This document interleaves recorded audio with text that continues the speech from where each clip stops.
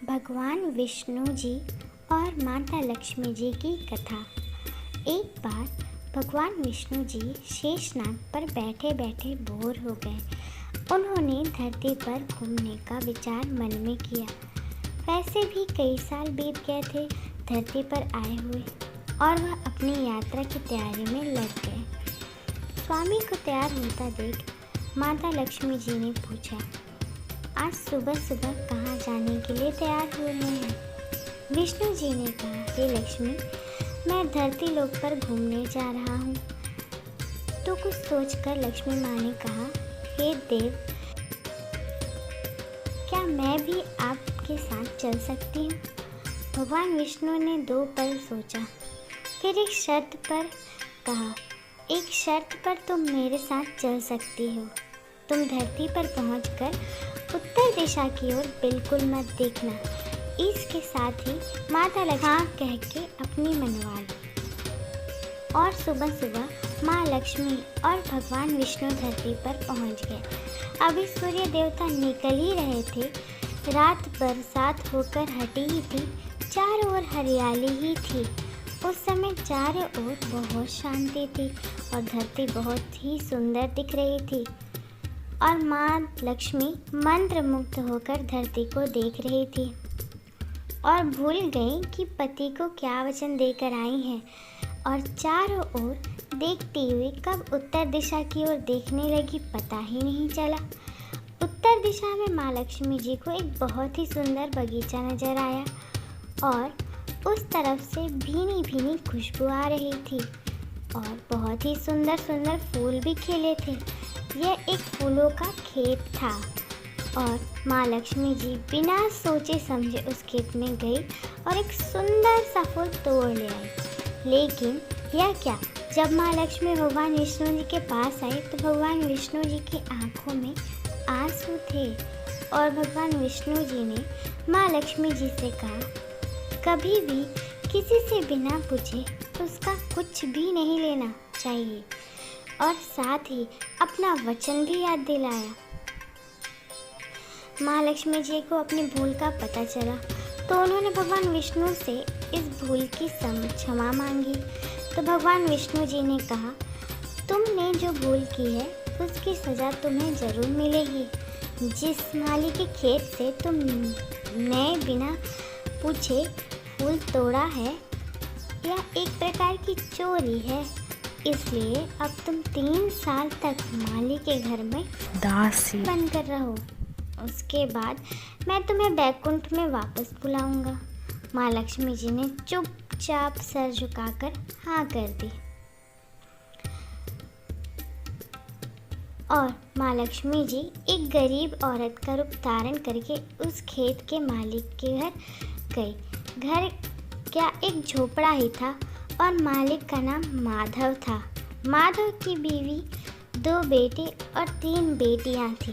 सभी छोटे से खेत में काम करके किसी तरह गुजारा करते थे।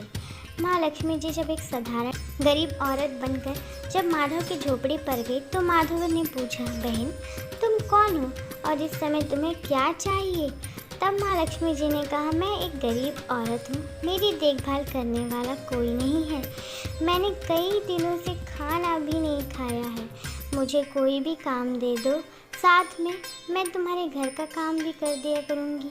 बस मुझे अपने घर में एक कोने में आराम दे दो। माधव बहुत ही अच्छे दिल के थे, उसे दया आ गई, लेकिन उसने कहा, बहन मैं तो बहुत गरीब हूँ, मेरी कमाई से मेरे घर का खर्च भी मुश्किल से चलता है, लेकिन अगर मेरी 3 जगह 4 बेटियाँ होती तो भी मैंने गुजारा करना ही था।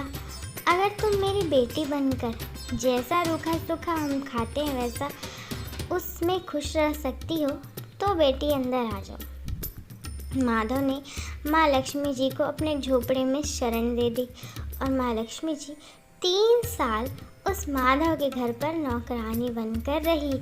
जिस दिन माँ लक्ष्मी माधव के घर आई थी उससे दूसरे दिन ही माधव को इतनी आमदनी हुई फूलों से कि शाम को एक गाय खरीद ली। फिर धीरे धीरे माधव ने काफ़ी ज़मीन खरीद ली और सब ने अच्छे अच्छे कपड़े भी बनवा लिए और फिर एक बड़ा पक्का घर भी बनवा लिया। बेटी और बीवियों के गहने भी बनवा लिए और अब मकान भी बहुत बड़ा बनवा लिया था। महिला के आने के बाद माधव हमेशा सोचता था कि मुझे यह सब इस महिला के आने के बाद ही मिला है। इस बेटी के रूप में मेरी किस्मत आ गई है। इस बेटी के रूप में मेरी किस्मत आ गई है। और अब 2-4 साल बीत गए थे, लेकिन माँ लक्ष्मी अब भी घर में और खेतों में काम किया करती थी। एक दिन माधव जब अपने खेतों में काम खत्म करके घर आया तो उसने अपने घर के सामने द्वार पर एक देवी स्वरूप गहनों से लदी हुई एक औरत को देखा। ध्यान से देखकर पहचान गया, अरे यह तो मुंह बोली चौथी बेटी यानी वह औरत है। और पहचान गया कि यह तो माँ लक्ष्मी है। अब तक माधव का पूरा परिवार बाहर आ गया था और सब हैरान होकर माँ लक्ष्मी को देख रहे थे। माधव बोला, हे माँ, मुझे माफ़ कर दीजिए। हमने तेरे से अनजाने में ही घर और खेतों में काम करवाया है। माँ, यह कैसा अपराध हो गया? हे माँ, यह सबको माफ़ कर दो। अब माँ लक्ष्मी मुस्कुराई और बोली, हे माधव, तुम बहुत ही अच्छे और दयालु व्यक्ति हो। तुमने मुझे अपनी बेटी की तरह रखा, अपने परिवार के सदस्य की तरह से। इसके बदले मैं तुम्हें वरदान देती हूँ कि तुम्हारे पास कभी भी खुशियों की और धन की कमी ना रहे। तुम्हें सारे सुख मिलेंगे जिसके तुम हकदार हो। और फिर माँ अपने स्वामी के द्वारा भेजे रथ में बैठकर बैकुंठ चली गई।